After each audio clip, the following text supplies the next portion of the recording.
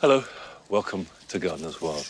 These are the squashes that I'm growing up a framework made out of bean sticks. And a month or two ago, they were a little bit slow to get going, but now they have really gotten their stride. And you can see the fruits are forming down the bottom. They're getting larger and orange, and up here, these are all getting to a good size. This is uchiki kuri. So one of the jobs now is to take young fruits like this one and start pinching them off, because they're taking energy from the plant. I'm also going to cut some of the leaves back, because you need full sunlight on the growing fruits so they ripen, and also some ventilation. Because if you have masses of foliage, and if you're growing them vertically, they don't get any sun, they don't get any air, there is a slight risk of mold. So just take off any of the bigger outward-facing leaves. Basically, if you can see the fruit, then the sunlight will get to them. Coming up on today's programme, Adam visits Bolton House Garden in the Cotswolds and is stunned by the late summer colour in its borders. Francis goes to North London to an allotment which has no fruit or veg in sight. And I will be doing some fresh planting around the young hornbeam that I put in the ground last spring.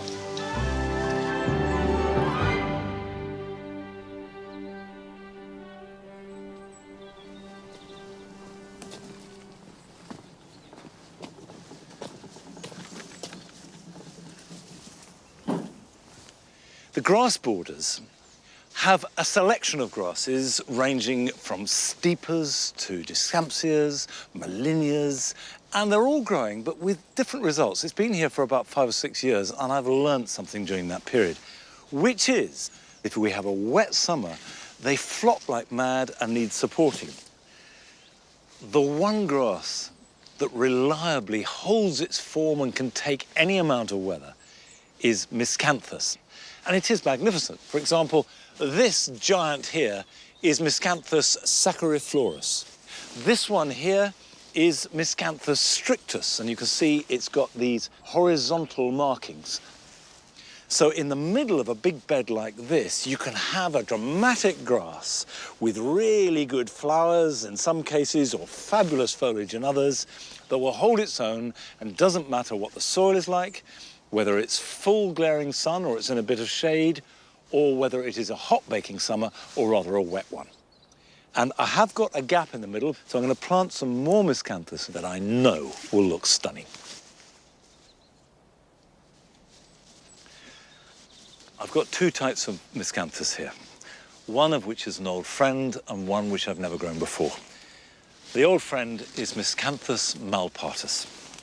And I think if you're only ever going to grow one, this is the one you should grow, and certainly the first one you should try, because it's an absolutely stunning plant.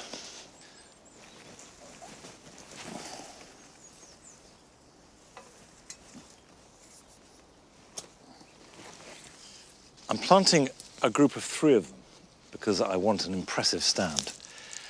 And the reason why malpartus is so good is that it has silver-veined leaves topped with fabulous plum-coloured flowers that fade to a glorious silver. And not all grasses flower. A lot of them need more heat than our average summer can supply. But Miscanthus malpartus will flower as long as it gets a little bit of sunshine. When planting grasses, bear in mind they are not plants that grow at all in cold months. It is now getting late in the season. If you want to plant grasses, get them in over the next couple of weeks if you possibly can.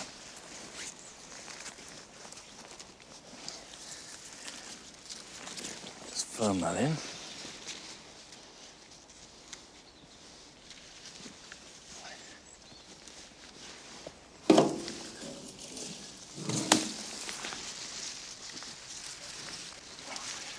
This is a Miscanthus called Cosmopolitan, and I hadn't grown it before. And I've chosen it because it has this longitudinal stripe down each leaf.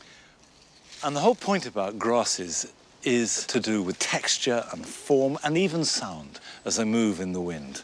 So to have a dramatic foliage like this sets up a contrast with some of the finer grasses, and you need that variety. Now, although they are bigger than Malpartus at the moment, Malpartus will grow to 2 metres, and this will be more like 1.5 metres.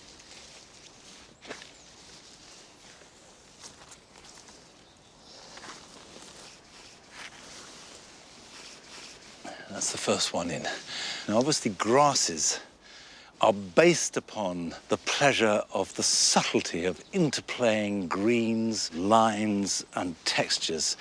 But when Adam went to Morton-in-Marsh, he found colour, and not just any old colour, dramatic, even exotic colour, and lots of it.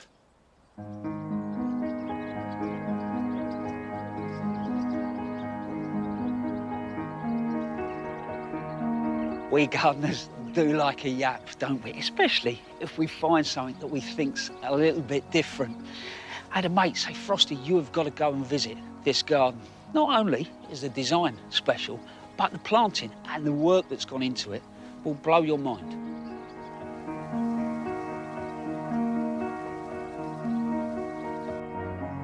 This is Broughton House, a 2.5-acre garden near Morton-in-Marsh. At first glance, it looks good. But get a bit closer to those borders and there is something really special going on. The amount of tender perennials that just work through and bring it alive. Amazing.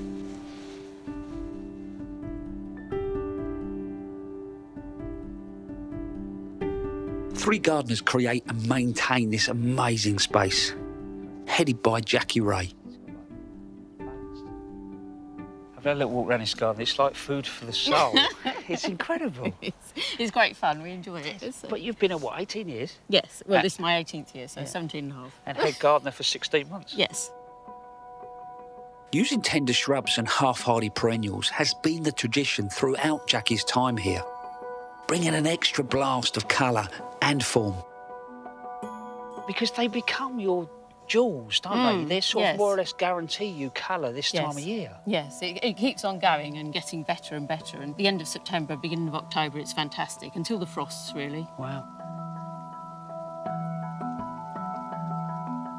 In all, the team uses around 160 different types of tender plants here, like this lantana, and lots of aeoniums. All but 1 or 2 are grown on site. Well, I did do 2,000 cuttings. 2,000 cuttings? Yes. And presumably that's just the smaller stuff, whereas some of the bigger stuff gets lifted and taken Yes, in? yes. We always do cuttings of the butylons and the cestrums, so we've got young stock coming on because we don't keep the really big plants. They lift and overwinter whatever they can carry in up to 40-litre pots. And then in spring, spend a month replanting everything out, including the new plants they've created from cuttings. When you get to the end of May, it must be manic here, isn't it? Yes, it is quite busy because that's when we start planting out. Last year when I was head gardener, we'd get a trailer of plants out and then I'd run around placing them and Tom and Gareth would plant them and then I'd be on to the next lot. So I just spent the month running around. It's not a bad way to get in your steps, is it? But I love the way that you've detailed this back border and the way that the movement picks up with trees in the landscape. Yes, the landscape is fantastic out there, isn't it? It just makes the garden look like it goes on and on. So it's. No, I'm going the planting. The way that you've planted. Sorry. No, not sorry. You're just being modest. You're being modest. That just doesn't happen. I think that's luck. It's not luck. It's not luck. Go.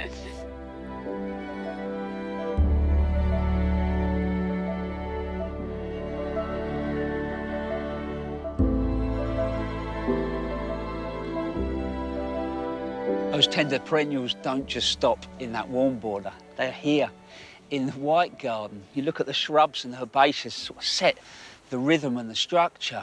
But then the tender perennials more or less guarantee you that colour through a long part of the season. We've got things like the butylons.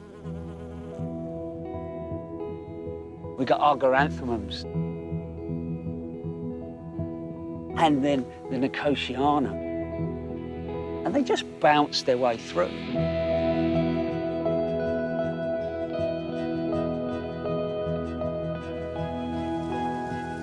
I think it's really clever what they've done with the hedges, because they've not just used one block.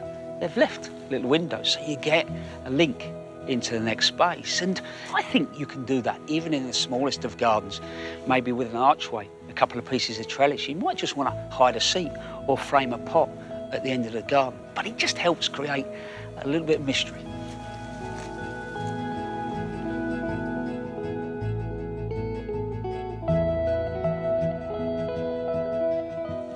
You might think I'm a little sad, but I've got to show you this. I learned about these at college and I haven't seen one for years. It's a shade house. So way back when, our big houses built them to store their collections of more unusual shade-loving plants. But I just love it as a building. The way that it plays with the light, it's a really nice space to be in. If you're half decent with a hammer and a saw, you can knock one up. In fact, I think I'm going to.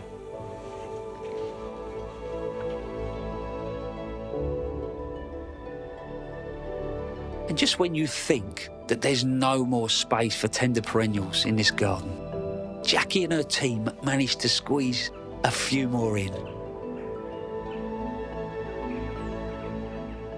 Look at this pot. Absolutely incredible, isn't it? They pop up all around the garden, and for me, they encapsulate what this garden is all about. Yes, there is a lot of work in those borders, but think about that on your terrace right the way through the summer months. Wouldn't that put a smile on your face? My mate was right about this garden. It is special, probably one of the best summer gardens I've ever seen, the design and the planting.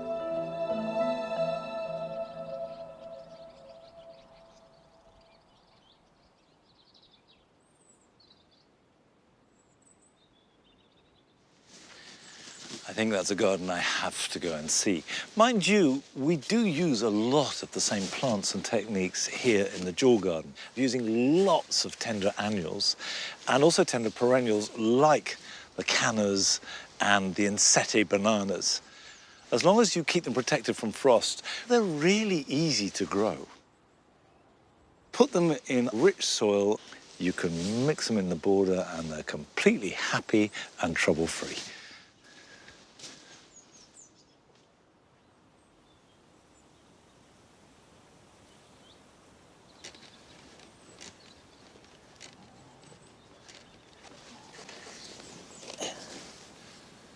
This is the hornbeam that I planted in March last year, and it's done very well. Nellie, have you got a stick? Are you very, very pleased with that? Good girl, off you go. And there's a couple of things you can notice about it. The first is it's growing almost upwards. It's fastigiate, which means that's the way it naturally wants to grow. And I've also cleared the grass around the base.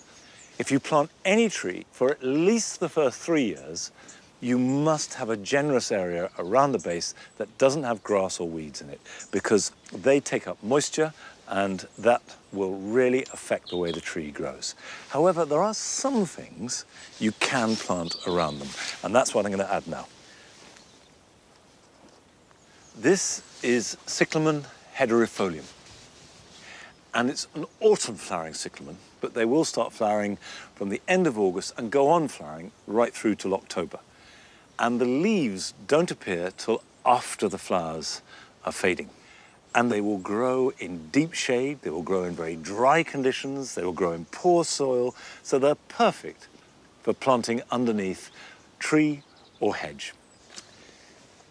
Cyclamen hederifolium grow from a tuber that looks a little bit like a squash dried fig. And you should plant them with the tuber about 1 inch or so below the surface of the soil. Because they rise to the surface, or have a tendency to do that, if you see these large, flat tubers on the surface, then you should lift them and replant them 1 inch or so deeper.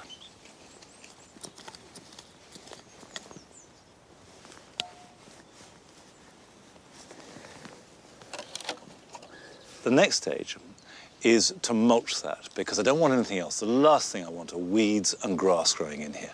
And I'm going to mulch it with leaf mould. Now, it doesn't matter too much if I go over the cyclamen a little, because they will grow through it.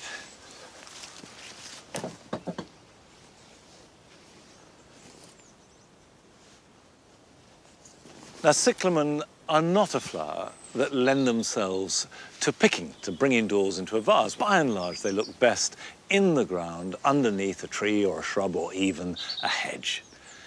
But Frances, as part of her tour of as many different kinds of allotment as possible, has gone to North London to visit an allotment with a distinctly floral theme.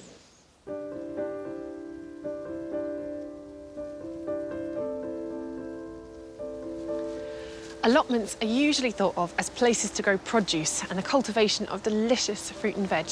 But what if you could dedicate your whole allotment not to things to eat, but things that look beautiful and can be used in different ways? I've come to meet Helena Wilcox on her allotment in North London. But this is no ordinary plot, as she's devoted all of the space to growing cut flowers. Hi, Helena. Hello. This looks amazing. Oh, thank you. And it's all cut flowers. Yep, all cut flowers. That's incredible. And what made you want to do that on an allotment? Well, I had an allotment originally where I grew all veg, and then when I started my floristry business, it just seemed to make sense to grow flowers instead. And why is it so important for you to kind of grow your own rather than buying them in? I just saw the huge amount of flowers that are being flown in from abroad. So I just thought it was an obvious thing to do. At least I can have some grown flowers that are grown here and then I get the others locally. Well, can you show me some of the things you're growing? Yeah, sure. This is the dahlia bed. And then we've got poppies, which I've obviously let go to seed because the seed heads are so nice. So you're using the seed heads rather than the flowers for Yes, your displays? because the flowers, even though they're beautiful, they're a bit temperamental. They don't last very long. No. Got cornflowers, some lovely ammi. It just flowers all summer. You can sow it direct and it just is so beautiful and makes all arrangements look really feathery and summery. And then this is the cosmos bed, which again is just a really easy flower to grow. Flowers all summer, and it gives you loads of joy and it adds loads of texture to arrangements, which I really like. Yes. It sort of dances above everything, which is nice. It's just pretty. Beautiful. Helena started on this plot back in January, and since then, it's bloomed into a world of colour. So what are your absolute kind of favourite must-have cut flower species? So this is actually my favourite. It's chocolate cosmos and smell. It smells like chocolate, which is always great. It also has this incredible, really deep colour when it first comes out, and then it goes more into this sort of paler red, which is obviously incredibly beautiful. But how do you care for these? Because I've always found them a little bit overwhelming. They're not hardy, are they? So No. you can only grow them for 1 year. And do you grow them from seed or? So I buy them as the bare root, and Right. they often sell them in supermarkets, and they're really cheap, so you don't have to, spend a fortune on them. There's only 4 plants in here, and they really get big in one season, and you get so much harvest out of them, so it is worth it. And then in terms of looking after them, you do need to deadhead them quite a lot, like all the cosmos family. Yeah. And it's just about the soil, really, and that's why I did raised beds, so it was topsoil and compost and lots of manure, and they seem to be really happy.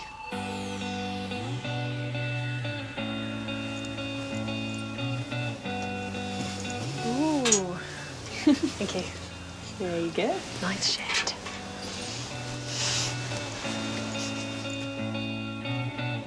Helena grows her flowers in blocks and rows, which makes weeding a whole lot easier.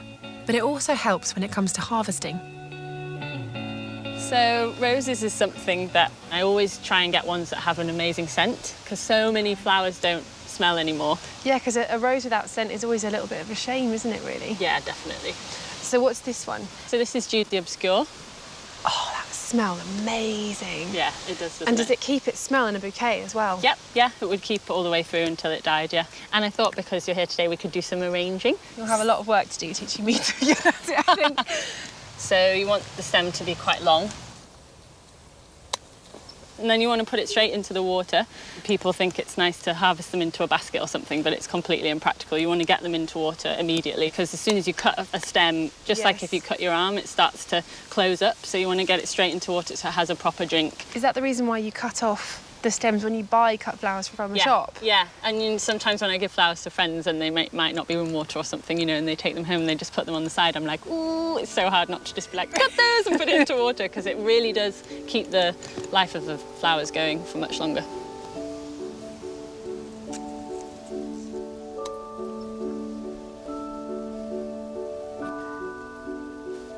So now we're going to start the arrangements. I'm genuinely nervous about this. Just try to relax and enjoy it. There's no pressure. Okay.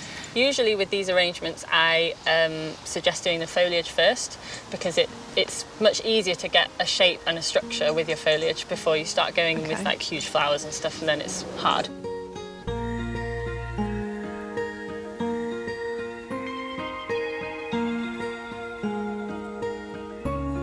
So how tall would you make this?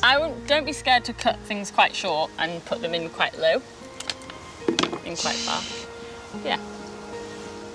Okay. And then you can start going in with some bolder flowers like your dahlias or something you'd like. Let's go for an echinacea. Yeah, so pretty.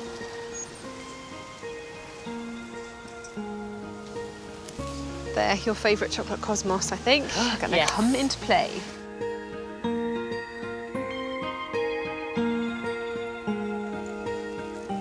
I think I'm done. I think I am just about done too. Although I could fiddle and fiddle. Yeah. It looks so lovely, honestly, I'm not Oh, just so saying that. does yours. Look at that. But actually, the thing that I'm really interested in is how much it informs your gardening. If you ever have a bed or something that you want to do and you're not sure the colour schemes, playing with floral arrangements would give you everything that you needed to inform your kind of plant choices. And very handily, it's my sister's birthday. So she is going to get this and Yay. hopefully thank me. Oh, lucky her. Thank you very much. It's been amazing. Thank you, it's my pleasure.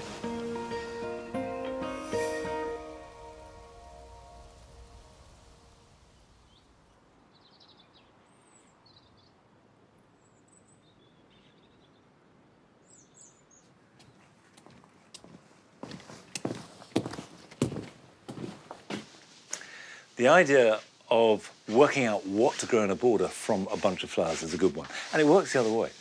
If you have a border where everything is looking good together and interacting well with colour and shape and texture, almost certainly, if you pick flowers from it, they will look equally good in a vase.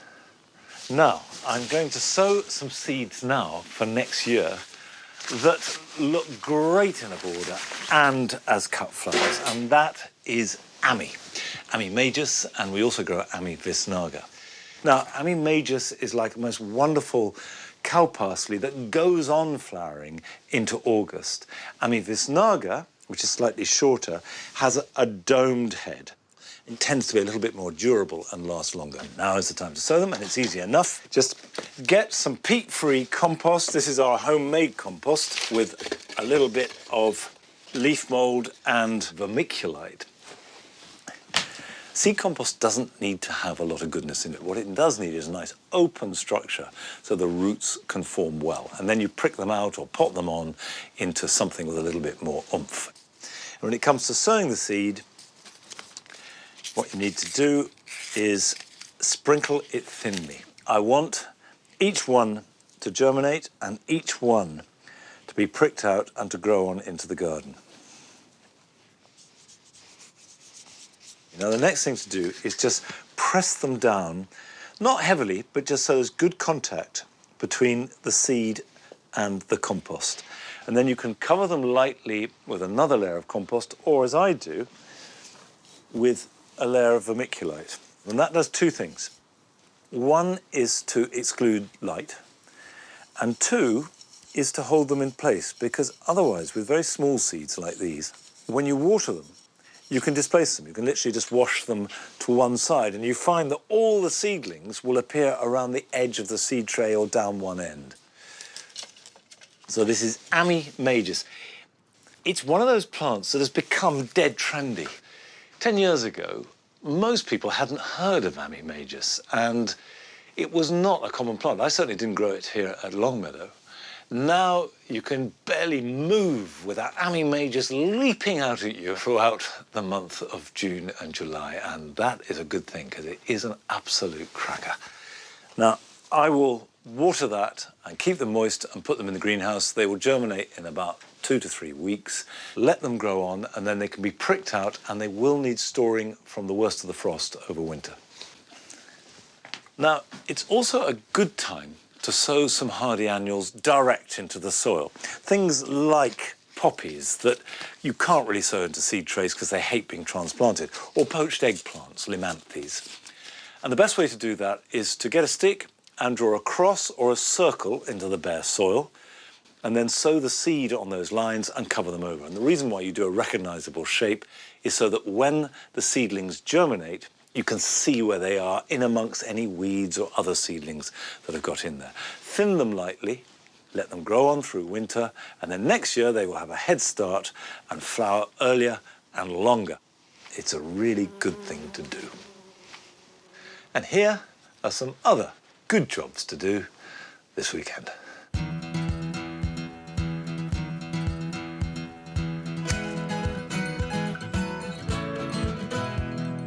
It's been a really good year for blueberries, but now the fruiting is coming to an end, it's time to give them a trim. Just clip them back to shape. Remove any damaged or crossing growth, and remember that what is left behind will produce next year's crop because they don't produce fruit on fresh growth. As soon as agapanthus have finished flowering, cut back the seed heads and remove the stems right down to the base. And then when you've done that, give them a feed of seaweed or tomato feed and repeat this weekly until the beginning of October.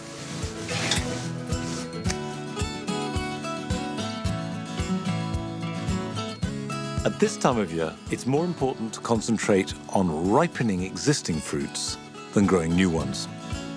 And to that end, remove any leaves that are obscuring fruit from the sun. And as well as helping them to ripen, this will improve ventilation, and that's the best defense against tomato blight.